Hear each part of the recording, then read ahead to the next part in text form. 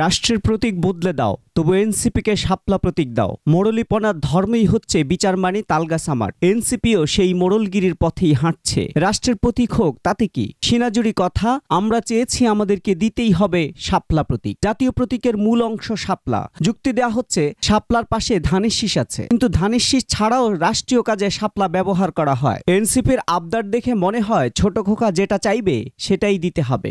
যেখানে রাষ্ট্রের জাতীয় প্রতীকের মূল বিষয় হচ্ছে শাপলা, তা ইনিয়ে বিনিয়ে নিতেই হবে। জামাতের ভাবশিষ্য এনসিপি কখনো উদার পথে হাঁটতে পারছেন না। কে কি বলল তাতে জামাতের যেমন কিছু যায় আসে না, এনসিপির অবস্থাও তেমনই। যখন নির্বাচন কমিশন ঘোষণা করে দিয়েছে প্রতীক হিসেবে শাপলা থাকছে না, তখন জুলাই পদযাত্রা রেখে নির্বাচন কমিশনে হাজির। গায়ের জোর দেখাতে উপস্থিত হাসনাত, সার্জিস, নাসির ও তাদের আইনজীবী মুসা। প্রধান নির্বাচন কমিশনারের সাথে দেখা করেই হুমকি দিয়ে আসলেন এনসিপির শীর্ষ নেতারা, তাদের শাপলা লাগবেই। এই এনসিপি মুখে নীতি কথা শোনালেও চাঁদাবাজি ও ইউনূসের নগ্ন সমর্থনে মবই তাদের একমাত্র হাতিয়ার। যেখানে নির্বাচন কমিশন একটা সিদ্ধান্ত দিয়ে দিয়েছে, তা পাল্টাতে জোর দেখাচ্ছে এনসিপি নেতারা। তারা যে কতটা অগণতান্ত্রিক ও গায়ের জোরের রাজনীতির চর্চা করে তার একটা প্রমাণ, বারবার একই যুক্তি দিয়ে শাপলা প্রতীক চাওয়া। তোরা যে যা বলিস ভাই, আমার সোনার হরিণ চাই। শুরু থেকেই আমাদের প্রধান এবং একমাত্র লক্ষ্যই ছিল শাপলাকে প্রতীক হিসাবে আমাদের পক্ষে সংরক্ষিত রাখা যেন হয়। ধানের শীষ বিএনপির প্রতীক, তারকা একটা দলের প্রতীক, পাটপাতা, সোনালী আঁশ আর একটা দলের প্রতীক আছে।